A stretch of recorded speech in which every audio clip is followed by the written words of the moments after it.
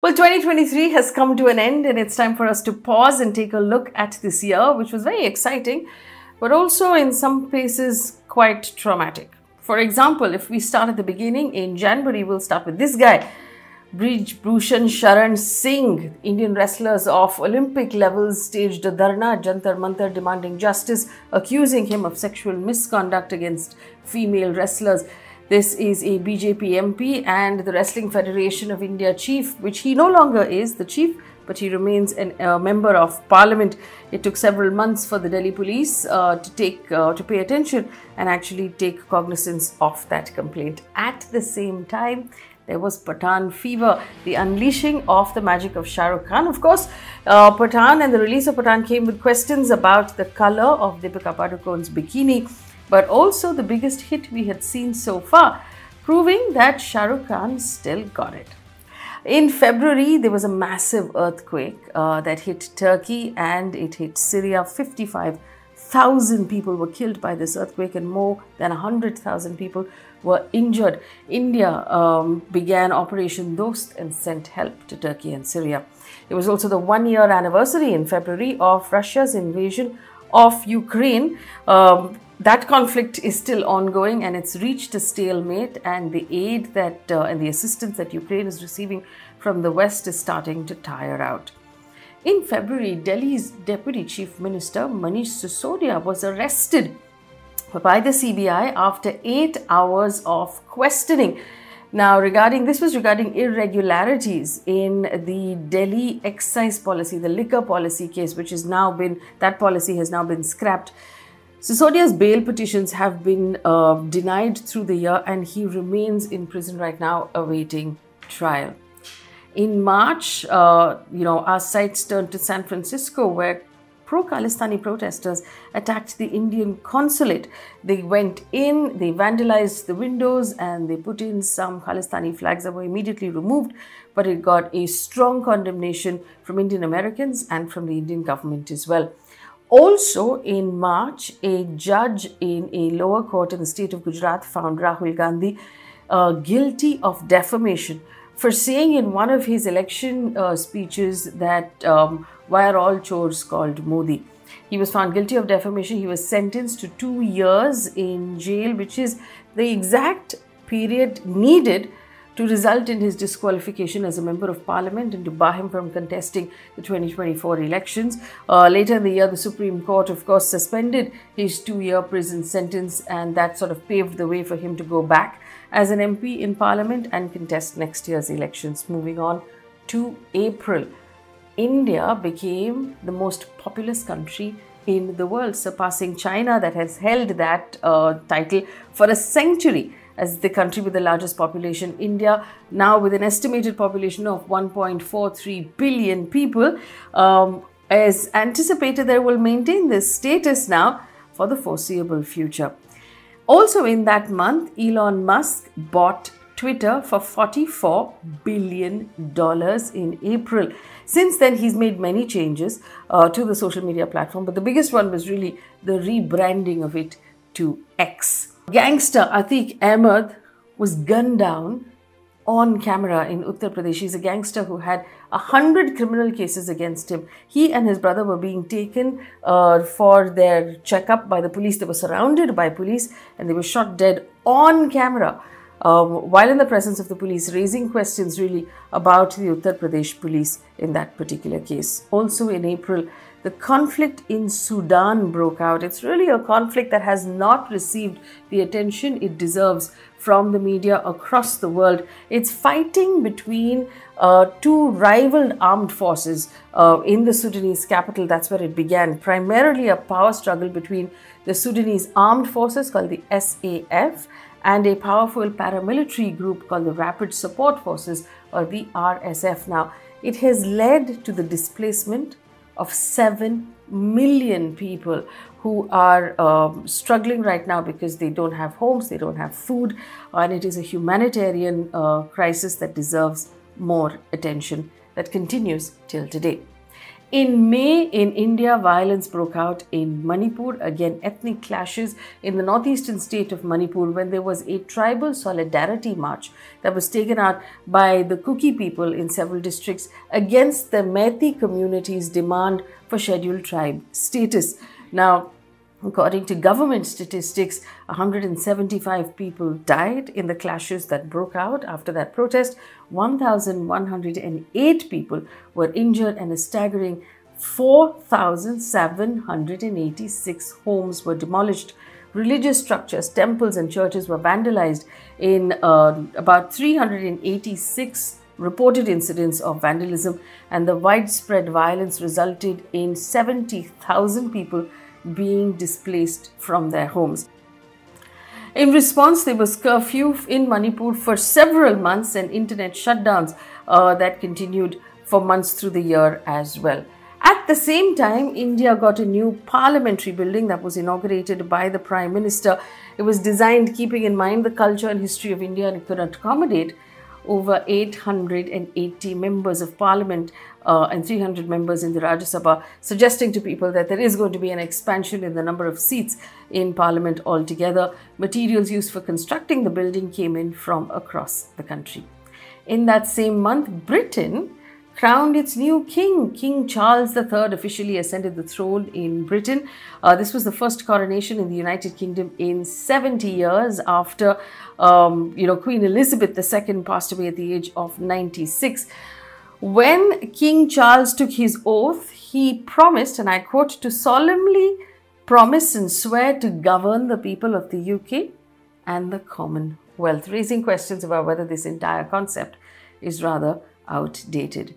In June, unfortunately in India, more than 280 people were killed and more than 850 were injured in a horrific collision of two trains, the Chennai-bound Coromandel Express and the Bengaluru-Howrah Express, and a goods train that took place in Odisha. It was one of the worst crashes and the worst accidents we've seen in the Indian Railways in a very long time. In that same month, there was a submarine that went underwater looking for the Titanic with 5 people on board. It was run by a company called Ocean Gate that suffered an implosion, and it sent many people around the world looking for that Titanic and traces of the people on board for several weeks. In July, more than 2 months after the violence broke out in Manipur, a video of 2 women being abused, stripped and sexually assaulted by a mob of men on the street went viral.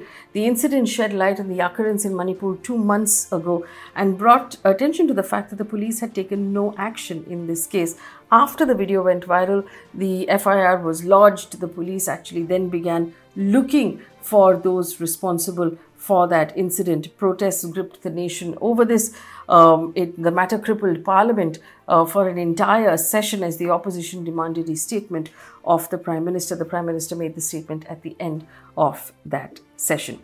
28 opposition parties came together to collectively form a united front for the 2024 elections to take on the BJP, the N.D.A. and its very powerful leader, the Prime Minister Narendra Modi, who is now looking for a 3rd term in the next elections. Now forming what they called the Indian National Development Inclusive Alliance, or the India Alliance, the coalition has declared its intention to share seats and form an arrangement that could actually combine their forces against the BJP. Of course, we've not seen evidence of that seat sharing just yet. Massive fires broke out across Europe with unprecedented events, extreme weather events leading out of climate change. Slovenia and Austria experienced rainfall unlike something they've ever seen before, resulting in fatalities and damages running into millions of euros. Record-breaking temperatures across Europe with widespread wildfires in central Portugal to Greece. Unprecedented heat waves set new temperature records in various parts of southern Europe as well. In that same one, Meta officially launched Threads. You'll remember, with much excitement, a new conversation app really that was meant to take on or meant to give an answer to Twitter and X. Mark Zuckerberg announced on his Threads page that the app got 2 million sign-ups in the first 2 hours, and it was being called the Twitter killer. After a very successful first few days, its popularity sort of waned and it hasn't really taken off as expected. A lot of people who left Twitter to go to Threads then came back to X after it was renamed. It was also the month of the Oppenheimer craze. The world was divided largely into two sets of people. People who liked Oppenheimer, people who liked Barbie, and those who quietly watched both films on the same day. It became the event of the summer as Barbie and Oppenheimer battled for box office. The movie lovers opted to see those films, both of which were widely successful, contributing a great deal to the economy of that country, of the US, and of course to Hollywood. In August, it was a big moment for India. India had a soft landing on the moon. The launch or the landing of Chandrayaan-3, India's celebrated third moon mission, scripted history by successfully landing on the south pole of the lunar surface, making India one of the few countries to land on the moon, but the only country to land on the south pole of the moon. Also, the Women's World Cup in football ended with Spain victorious, but it made headlines for the wrong reasons. Luis Rubiales, who is the president of the Royal Spanish Football Federation, faced a lot of criticism for kissing a Spanish football player, Jenny Hermoso, on the lips without her consent in the post-match celebrations. Now, this unexpected gesture sparked controversy and backlash both in Spain and globally until Rubiales finally resigned in September. In India, we had a teen prodigy in chess. Pragya Nanda, who was a teen prodigy from India, won admiration of the world for bravely battling world #1 Magnus Carlsen at the World Cup 2023 final. Unfortunately, our team champion lost out in the second tiebreaker, drawing his final game with Carlsen. In September, India hosted the big G20 meeting, the summit in New Delhi. Remember, India was holding the presidency for the whole year, which culminated in that final summit that was held in New Delhi. The most powerful countries of the world landed in the national capital, and India hosted a successful G20 summit in very turbulent global times. It was also the month that we took a giant leap forward. After landing on the moon, we launched a successful mission that will take us closer to the sun as well, with the launch of Aditya L-1 by ISRO. The mission successfully reached the Lagrange 1 point, sending home stellar images of the sun to ISRO. In sports that month, Novak Djokovic won his 24th Grand Slam title in the US Open. That added to his record for the most number of major single tennis champions won by a man. Nadal is next with 22. That brings us now to October. On the 7th of October in Gaza, the Hamas executed a surprise attack on Israel, raiding Israeli towns and a music festival, its army bases in various locations, resulting in the shocking, tragic loss of approximately 1,200 lives and the capture of 240 hostages. In response and retaliation, Israel began to bombard Gaza with bombs that continue till today. Israeli officials pledged to dismantle Hamas, which is the Palestinian group that's governing Gaza, that is called a terror group by most of the world. The bombing has led to, since then, the death of over 19,000 Palestinian people, of which they say 10,000 are children alone. The repercussions of the violence have resulted in a humanitarian crisis across the Gaza Strip that has reverberated through the region and the global community. In the same month, there was disappointment in India when the Supreme Court refused to recognize same-sex marriage in India. A bench of the Supreme Court basically emphasized that any endeavor by the judiciary to sanction such marriages would be an interference in the legislative domain. So basically, this is the job for Parliament and not the job for the court. More disappointment in that month of October when Friends star Matthew Perry, who played Chandler Bing, passed away. Matthew Perry was renowned for his portrayal of Chandler Bing on the sitcom Friends, passed away at the age of 54 in his home in Los Angeles. Broke hearts across the world. Western Afghanistan was hit by 3 consecutive devastating earthquakes in the month of October, resulting in the death of 1,400 people. approximately 150,000 people either lost their homes entirely or sustained severe damage. And because Afghanistan is being run by the Taliban, they're not receiving as much Western aid as they could have. So people are really struggling in Afghanistan. Argentinian captain Lionel Messi won a record 8 Ballon d'Or for being the best player in the world, beating out Norway's UEFA Player of the Year and a 3-time winner Erling Haaland of Manchester City to the prestigious prize.